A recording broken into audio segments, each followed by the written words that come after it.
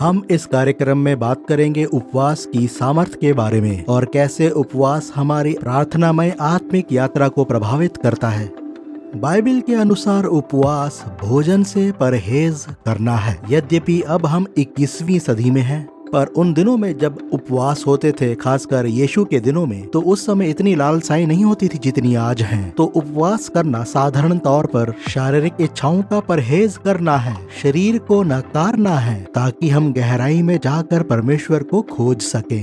उपवास के द्वारा हम खुद को परमेश्वर के सम्मुख नम्र करते हैं। उपवास के द्वारा हम जताते हैं, हे परमेश्वर, हम तुझ पर निर्भर हैं। उपवास करना परमेश्वर की बाह मरोड़ना नहीं है कि वो कुछ ऐसा करे जो वो करना नहीं चाहता। उपवास के द्वारा हम शारीरिक इच्छाओं को काबू में करते हैं, शरीर पर जय पाते हैं, ताकि हम और अधिक आत्मा की इच्छाओं के लिए संवेदनशील हो जाएं। उपवास के माध्यम से पवित्र आत्मा की सामर्थ हमारे जीवन में जागृत होती है। लूका की पुस्तक बताती है कि यीशु पवित्र आत्मा से भरा हुआ जंगल में गया कि उपवास प्रार्थना कर सके। 40 दिनों के उपवास प्रार्थना के बाद जब वो लौटा तो लिखा है वो पवित्र आत्मा की सामर्थ से भरा हुआ लौटा। वो पवित्र आत्मा से भरा हुआ उपवास के लिए गया और पवित्र आत्मा की सामर्थ से भरा हुआ लौटा। उपवास के द्वारा आत्मिक सामर्थ उत्पन्न होती है। योएल 2:28 में भविष्यद्वक्ता योएल कहता है कि परमेश्वर का आत्मा सब मनुष्यों पर उंडेला जाएगा। वो कहता है, उन बातों के बाद मैं सब प्राणियों पर अपना आत्मा उंडेलूंगा। इससे पहले की कुछ आयतों को अगर आप पढ़ें तो लिखा है, परमेश्वर लोगों का आह्वान करता है कि उपवास करें, प्रार्थना करें। फिर लिखा है, इन बातों के बाद मेरा आत्मा उंडेला जाएगा।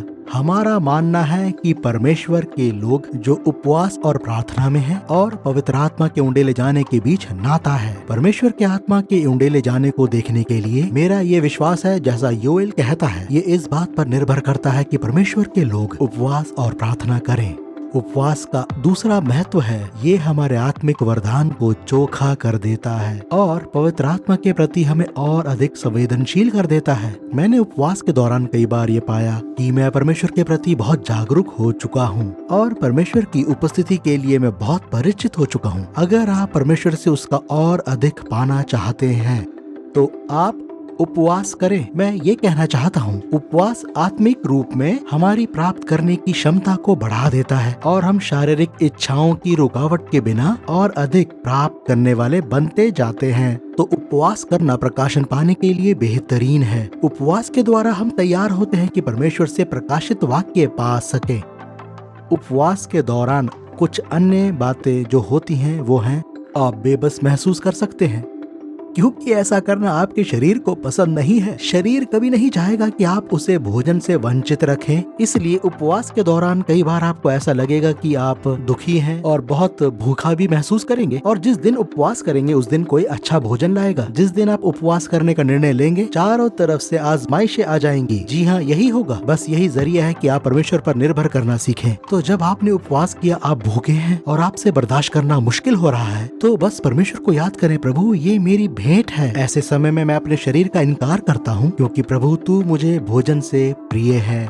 उपवास हमारी अशुद्धता को सतह पर ले आता है और हम एक शुद्ध करने वाली आग के द्वारा नए किए जाते हैं। हमारी जिंदगी का मैल सामने आ जाता है। इसलिए जितना हो सके उपवास करें। मैं अक्सर उपवास के दौरान पाता हूँ कि मेरे मन में, भावनाओं में छुपी हुई तमाम चीजें जो मालूम नहीं कहाँ से जमा हुई हैं, सामने प्रकट हो जाती हैं और वो पश्चाताप का समय बन जाता है। परमेश्वर को पुकारने का समय बन जाता है। मुझे आभास होता है मुझे प्रभु की कितनी जरूरत है। तो उपवास के द्वारा हम शुद्ध किए जाते हैं, क्योंकि उपवास के दौरान हमारे जीवन का मैल और अशुद्धता बाहर आ जाते हैं। दूसरी बात, उपवास के दौरान प्रकाशित वाक्य मिलते हैं। मेरे साथ कई बार ऐसा हो चुका है। परमेश्वर की ओर से अद्भुत दर्शन मिलते हैं। उपवास के समय वचन पढ़ना एक नया तजुर्बा होता है। उपवास हमारे जीवन को ऐसा स्थल बना देता है कि हम परमेश्वर के सिंहासन से प्रकाशन पाने वाले बन जाते हैं। हमारे उपवास के द्वारा हमारी आत्मा परमेश्वर के लिए खुल जाती है और परमेश्वर की चीजों को प्राप्त करने के लिए तत्पर हो जाती है। जब मैं वचन को पढ़ता हूँ तो पाता हूँ बाइबल में अलग अलग तरह के उपवास हैं, जिनकी अलग अलग तरह की तीव्रता है। जैसे मूसा का उग्र उपवास था, उसने ना तो कुछ खाया ना कुछ पिया, और मूसा ने इस उपवास को एक पहाड़ पर 40 दिनों तक जारी रखा। वो परमेश्वर की उपस्थिति में था। इस दौरान ना तो उसने कुछ खाया ना पिया। एक और उदाहरण जो वचन में दिया गया है वो है एस्तर, उसने 3 दिनों तक बिना भोजन और पानी के उपवास किया, ना कुछ खाया ना कुछ पिया। एक और होता है भोजन का उपवास। इस उपवास में हम कुछ नहीं खाते, सिर्फ पानी या तरल पीते हैं। अब लोग इसे अलग अलग तरह से लेते हैं। कुछ लोग सिर्फ पानी पीते हैं, चाहे वो 3 दिन, 7 दिन या 21 दिन के लिए हो, जबकि दूसरे उपवास के दौरान केवल पानी और अन्य तरल पदार्थ लेते हैं। आंशिक रूप का उपवास भी एक तरह का उपवास है। इसमें हम खाना छोड़ते हैं। मैं उन लोगों को जो उपवास रखने के आदी नहीं है, अक्सर यही सलाह देता हूँ कि आंशिक रूप का उपवास रखें। आप बीच में भोजन छोड़कर अपना आंतरिक बल बनाए रख सकते हैं। मैं ये कभी नहीं कहता कि आप सीधा 40 दिन का उपवास रखें, वो भी बिना कुछ खाए या पिए। बेहतर होगा पहले आप सहनशीलता बढ़ा लें ताकि उपवास रखने के आदी हो जाएं। तो आंशिक रूप का उपवास एक बेहतर शुरुआत है।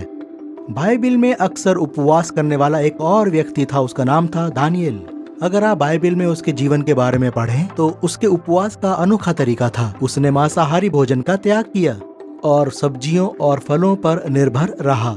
अगर आप ऑनलाइन देखें तो आपको दानियल के उपवास के बहुत उदाहरण मिलेंगे। एक और तरह का उपवास है जिसे मैं परहेज का उपवास कहता हूँ। ये उपवास भोजन से संबंधित नहीं है, जैसे मीडिया से उपवास, किसी लत से उपवास, मनोरंजन का उपवास। ऐसी चीजों का परहेज करना एक तरह का उपवास है, क्योंकि कई लोगों का शरीर इन माध्यमों के लिए बेहद लालायित रहता है, तो वो इनका परहेज करते हैं। जैसे अगले 21 दिनों तक मैं सोशल मीडिया से बिल्कुल परे रहूंगा, मैं टीवी से परे रहूंगा या कैफीन से परे रहूंगा। चाहे जो भी हो, अलग लोगों के लिए अलग चीजें हैं, पर मैं इन्हें कहता हूँ परहेज करने का उपवास। आप इसे भी उपवास के रूप में देख सकते हैं, क्योंकि एक वचन है जहाँ दाऊद कहता है, मैं अपने परमेश्वर यहोवा को सेतमेत बलि नहीं चढ़ाऊंगा।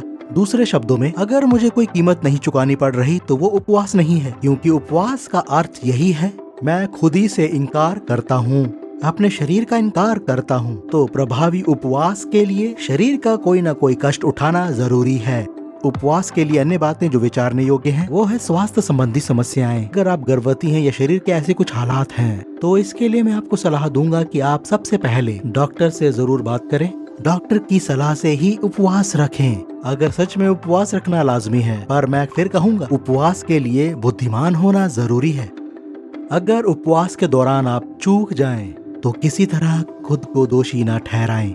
जैसे मैं कई बार नाकाम हुआ हूँ। वास्तव में उपवास में महारत हासिल करने के लिए कई बार नाकाम होना जरूरी है। जहां आपने कोशिश की और काम नहीं बना, आप वास्तव में असफल होने के बाद ही उपवास रखना सीख पाते हैं।